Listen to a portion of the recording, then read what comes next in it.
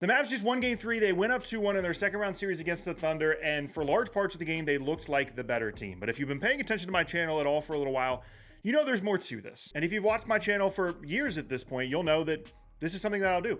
I will make videos like this. I will say that I'm wrong. I said it at the time that I had all these takes at the trade deadline about Dallas. I was like, if I'm wrong, I will let you know. And mainly what I was wrong about, I'm gonna throw a ton of stuff up on screen for those of you that are completely confused. I'm sure there's plenty of people from Mavs, Reddit, and Twitter that are here and ready for this.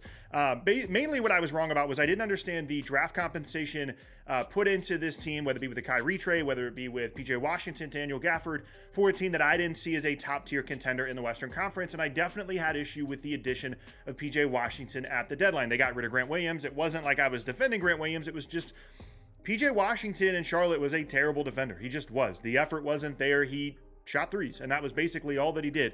And I could see how he could help Dallas, but realistically, they were giving up a first in addition to the first they gave up for Grant Williams to bring in someone in PJ Washington that I didn't think was really going to help them win a ton of games. I didn't think they were going to be able to guard with him and Luka and Kyrie all out there just because PJ Washington and Charlotte didn't guard. PJ Washington and Dallas guards. Like, he's been a fantastic addition for them, specifically in this series. And the only reason that I waited to this point to make this video is because I wanted to be sure. I really wanted to see all the pieces come together for them. And this game specifically was the final piece. Honestly, the other reason that I waited this long is just because I couldn't go a day without a Mavs fan on Twitter yelling at me and insulting me. And so, yeah, I said I would admit that I'm wrong, and that's what I'm doing, but I didn't sign up to get called fat every other day. And look, I'm not worried about it. I can handle it. If someone's writing this to some random stranger on the internet that they've never even met before, then things are going much worse for them than they're going for me. And to be clear, there were Mavs fans that were nice, and they were like, hey, by the way, I like your content, just don't agree with the take, and that's fine. That's the standpoint I'm trying to come from. The rest of y'all don't have much to say to you. You guys want to talk about the basketball game? Let's talk about the basketball game. So, Dallas OKC has been an incredibly interesting series because after game 1, OKC looked like themselves. They looked like this team that was hitting shots, getting out in transition, had all these young stars. The rebounding wasn't a huge issue for them in game 1. Games 2 and 3 have definitely been played more at the pace and the kind of game that Dallas wants to play at. One of the main reasons they made these additions, one of the things that has really helped them since the trade deadline, is they just wanted to add size. For a good portion of the Luka era to this point, they have prioritized spacing. They wanted three-point shooting around Luka. They wanted this heliocentric, let's let Luka do everything thing.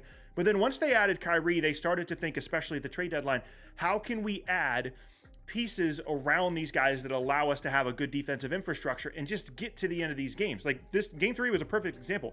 Kyrie was awesome in the last handful of minutes of these games, and one of those guys, Luka or Kyrie, is going to have it going. So if you can get it to just a possession game in the fourth quarter, even if you've only scored 90 points to that point, you're still going to have a really good chance because of those two guys' offensive talents. And the size disparity for Dallas compared to OKC is becoming more and more of an issue for the Thunder as the series goes along. They meaning OKC, don't really have any other options in the front court apart from Chet and Jalen Williams. And those guys are good at certain things, but like, they don't have a true big body. Like, Derek Lively is massive compared to anybody that the Thunder are going to put in there at the 5.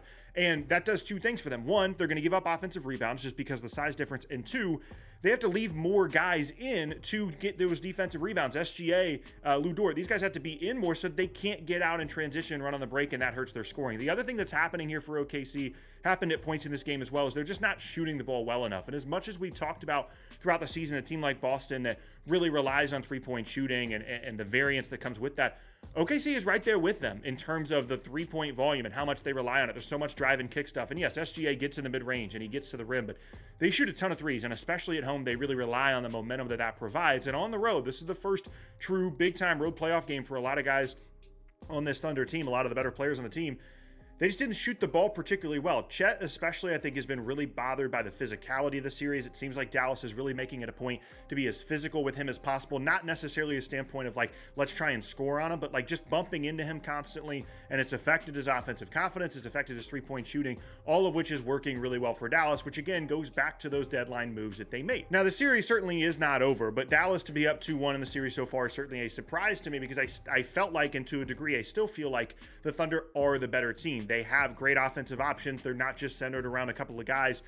They're able to, at times, guard better depending on the matchups. I still really, really like this Thunder team, and they're going to have all the opportunity to win game 4 and then have home court advantage, obviously, for the rest of the series. But I did want to make sure to give props to Dallas, not only within this game, but also in terms, of course, some of the moves that they made at the deadline. A couple of things I'm looking for moving forward in the series for each team. For OKC, I wouldn't be surprised if we saw Jalen Williams alongside Chet a little bit more throughout the series, because they're definitely searching for that other guy amongst the, the four starters. It's Dort, Jalen Williams, SGA, Chet, and then obviously the other Jalen Williams is the guy I'm referencing now.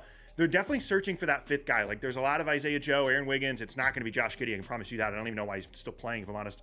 They tried Gordon Hayward. They tried a ton of different stuff. And I wonder if we're going to start to see closing units that involve both of those bigs that allow them to compete a little bit more on the glass. Because Dallas is playing big as well, so they certainly can guard that way, compete a little bit better on the glass, and allow them to kind of spark their transition game with those three, I was going to say those three wings, but obviously it's SGA, Dort, and Jalen Williams. And I'm interested in that as a possibility for them, because even though Jalen Williams, the front court guy, isn't as good of a floor spacer as some of the other guys you like to have, Isaiah Joe, things like that, he's still better than Josh Giddey, provides you some offensive rebounding and things. And if the games are still going to, if the games are going to continue to be kind of these grinded out, lots of stuff at the rim, lots of contact, I think OKC is going to have to take a look at changing some things up a little bit in terms of their rotation. I will say Giddey was a little bit better in this game, but I genuinely don't understand the point of continuing to start him, and I would be shocked. I feel like I say this in every video. I'd be shocked if Josh Giddey starts game 4. The other thing for OKC, they got to figure out a way to stop PJ Washington. I know they want to put 2 guys on Kyrie. They want to put 2 guys on Luka when they're in these ball screens, but like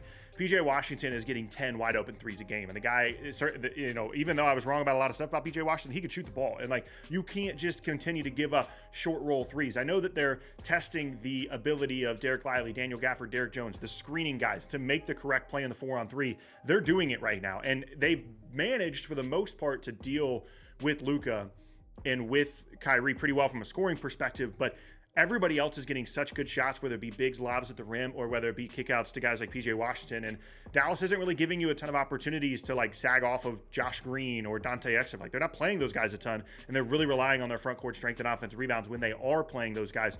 So I know you don't want to let Kyrie and Luka get loose, but you got to start thinking about other ways to take away shots from some of those other guys. For Dallas, things got a little scary at the end of this game because of the free throw stuff. They went to Lively a lot more in this game, and he, I think, hit 4 straight free throws at some point at the end stretch of the game because OKC was doing the hack of Lively. And so I'm interested to see how that works out between, Gafford and Lively, what Jason Kidd wants to go to. Obviously, no Maxi Kleber for them, but I would definitely, if I was Dallas, I would think a little bit more about telling Kyrie and Luka to be a little bit more aggressive off those ball screen things, because I'd be really, really surprised if OKC doesn't change up some of their defensive coverages. And other than that, they're kind of built to beat this OKC team with their ability on the offensive glass, with their size, with some of these bigger wings. And they don't really need to make a ton of adjustments other than just continue to shoot the ball. I mean, as reductive as it sounds when it's a big-time playoff series, I think a lot of the series does come down to shot making. Like, OKC, they're going to win game 4. They're going to have to make more threes than they have. We know they're going to do that at home.